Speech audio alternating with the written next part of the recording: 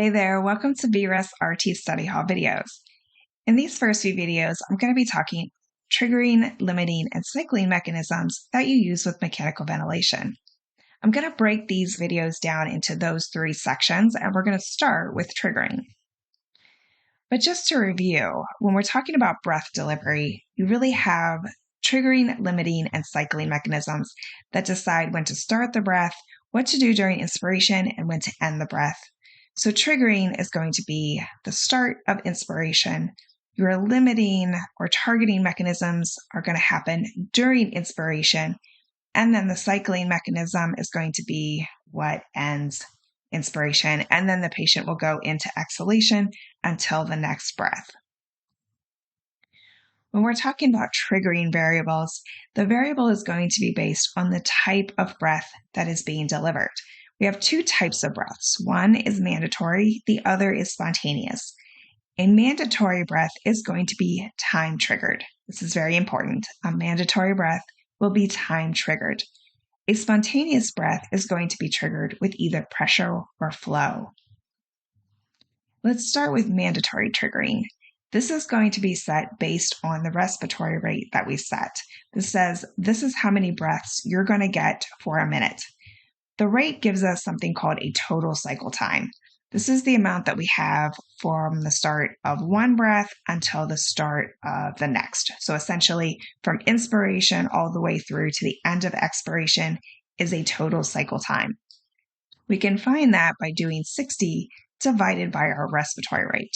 So if we have a rate of 12, we do 60 divided by 12 to get 5 seconds. This means that the machine is going to deliver a breath every 5 seconds. So if we are starting from an initial point right here, we're starting at 0 seconds, it's going to know that after 5 seconds has ended, it needs to deliver another one.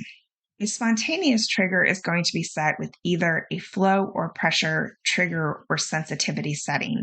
Sometimes it's called a trigger setting, sometimes it's called a sensitivity setting. And generally, we can choose whether we want it to be set with flow or whether we want it to be set with pressure. With flow, it will be about 2 liters per minute. With pressure, it's about -2 centimeters of water. And so if you're wondering, am I in pressure or a flow trigger, look at your unit of measurement, and that is going to tell you what type of trigger you have. Whenever the patient wants to take a breath, they're going to generate negative pressure and they're going to take in inspiratory flow. The machine's going to sense that change, and that's going to be what tells it to start inspiration. And so here you can see these were our time-triggered mandatory breaths. But here the patient generated negative pressure and then that started inspiration. Now this particular patient had to pull all the way back from a baseline pressure of 5 all the way down to 0. That means that they actually had a trigger of -5 centimeters of water.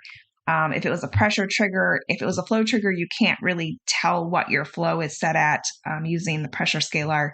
But I can see that the patient really had to generate too much negative pressure in order to actually start that breath. If I had had this set at -2, they would have only had to pull back to -3 centimeters of water, and then that breath would have started. So always make sure that your trigger is set appropriately. So let's take a little bit closer look at what is actually happening when the patient is breathing. Remember that as we take a breath in, we're generating negative pressure in our chest. That is what's helping to pull air in. The machine is recognizing that change in pressure. If I have it set at -2, it drops the pressure in the system. That tells the machine to go ahead and set off the exhalation valve. It closes it off and it starts inspiration. It does not dictate how the breath is going to be delivered. That's going to be based on the mode. But it does say, okay, the patient is trying to take a breath, time to go ahead and start, and it will go ahead and deliver the breath to the patient. The other thing that is happening is that there is about 6 liters per minute of flow that's going around the circuit all the time during the exhalation phase. So when nothing's really happening, there's still flow available in the circuit, and the machine is constantly reading that back and looking for that 6 liters per minute to return.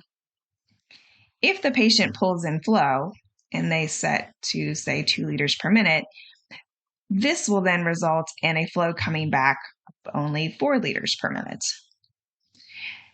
The machine will recognize that it has dropped the amount of flow that was available on inspiration. It says, oh, the patient took that 2 liters per minute. That means that they are trying to take a breath, and then it will start inspiration.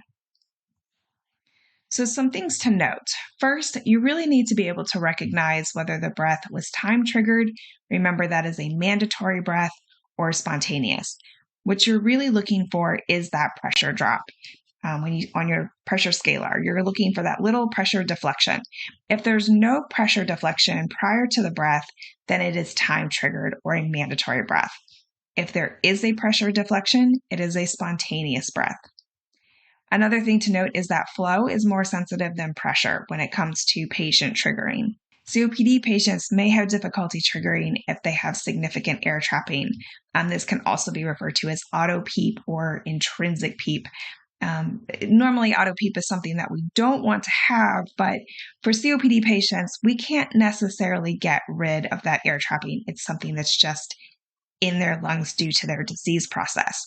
And so one of the things that you can do is to use a flow trigger for them instead of a pressure trigger because it is more sensitive. The other thing you may need to do is to actually increase your set PEEP closer to what their auto PEEP or their intrinsic PEEP is. If they are having trouble generating inspiratory flow, then you may need to actually switch to pressure triggering.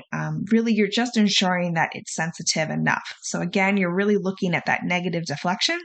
You see a negative deflection, but no breath has occurred, then it's not set sensitive enough and you need to troubleshoot it.